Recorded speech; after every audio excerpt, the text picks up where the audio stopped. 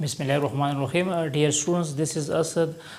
KPK math exercise 3.2 और chapter variation में आज हम एक्सरसाइज 3.2 में पहला क्वेश्चंस करेंगे। Which of the following quantities are continued proportions. तो सबसे पहले आप लोगों को कंटिन्यूड प्रोपोर्शंस के बारे में पता होना चाहिए कि कंटिन्यूड प्रोपोर्शंस क्या होता है। कंटिन्यूड प्रोपोर्शन असल में जो आपके पास यहाँ पे तीन वैल्यूज़ गिवन है ABC, तो इन दो वैल्यूज़ के दरमियान रेशो और इन दो वैल्यूज़ के दरमियान अगर रेशो इक्वल होगा तो फिर आप इसको कंटिन्यूड प्रोपोर्शंस कह सकते हैं। मतलब the ratio between first and second terms is equal to the ratio between second and third terms. मतलब अगर मैं इस तरह लिख दूँ 4:12, अगर मैं इसको मतलब इसके लिए फार्मूला में डिज़ाइन करना चाहता हूँ, अगर सपोज़ एक वैल्यू हमारे पास A है, दूसरी वैल्यू हमारे पास B है और तीसरी वैल्यू हमारे पास C है, तो इसको हम कंटिन्यूड प्रोपोर्शन कैसे चेक करेंगे। मैं आपको बता चुका हूँ कि आप लोग A और B के दरमियान रेशो निकालेंगे, मतलब the ratio between first and two terms. तो आप लोग इस तरह लिख सकते हैं A/B। इन दोनों टर्मों के दरमियान जो रेशो होगा वो इक्वल होगा the ratio between second and third terms.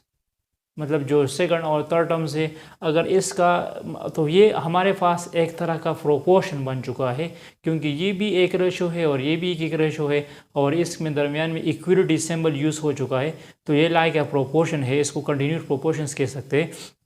इसको लिखने का एक तरीका ये है कि आप लोग इसको इस तरह डिफाइन कर सकते हैं कि A/B is equal to B/C, या आप लोग इसको इस तरह भी डिफाइन कर सकते हैं कि A/B, क्योंकि इस रेशो की जगह हम डिवीजन का सिंबल लगा सकते हैं।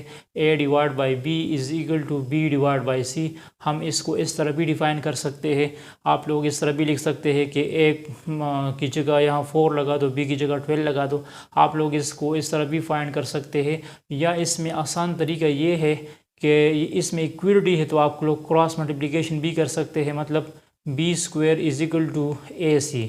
अगर आप लोगों के पास जो मिडल टर्म होगा वो B की वैल्यू है, उसका स्क्वायर लो और AC को मल्टीप्लाइड करो, अगर ये इक्वल आता है तो ये भी कंटिन्यूड प्रोपोर्शंस को सेटिस्फाइड करेगा। मतलब कंटिन्यूड प्रोपोर्शन को आप लोग इस तरह भी डिफाइन कर सकते हैं।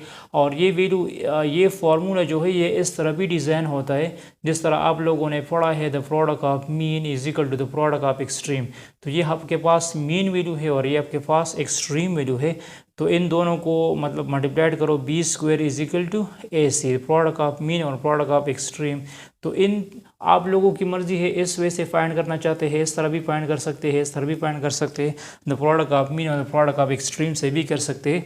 लेकिन मैं इस फॉर्मूले पे करूँगा, मैं सपोज करूँगा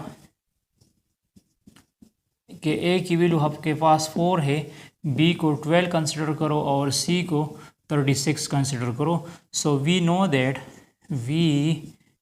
दैट जो कंटिन्यूड प्रोपोर्शन का फार्मूला है वो है B² is equal to AC। तो B की जगह यहाँ लगा दो 12² और A की जगह लगा दो 4 क्रॉस 36। तो ये क्या बन जाएगा, 144 आ जाएगा। और यहाँ पे मतलब 4 6 24 और 4 3 12, तो 14 हो जाएगा। तो hence left hand side is equal to right hand side, left hand side equal हुआ राइट हैंड साइड। तो हम इसको कह सकते हैं कि ये आपके पास कंटिन्यूड प्रोपोर्शन है। आप लोग इसको इस तरह भी पुटिंग कर सकते हैं, बाय रेशो मेथड से भी कर सकते हैं, लेकिन यहाँ पे अगर आप ये फार्मूला याद रखोगे तो ये इससे बहुत ज़्यादा आसान हो जाएगा।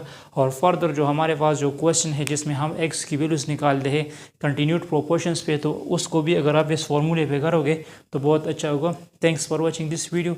इसके बाद भी हम मज़ीद भी कंटिन्यूड प्रोपोर्शंस पे क्वेश्चंस करेंगे। Stay touch with us.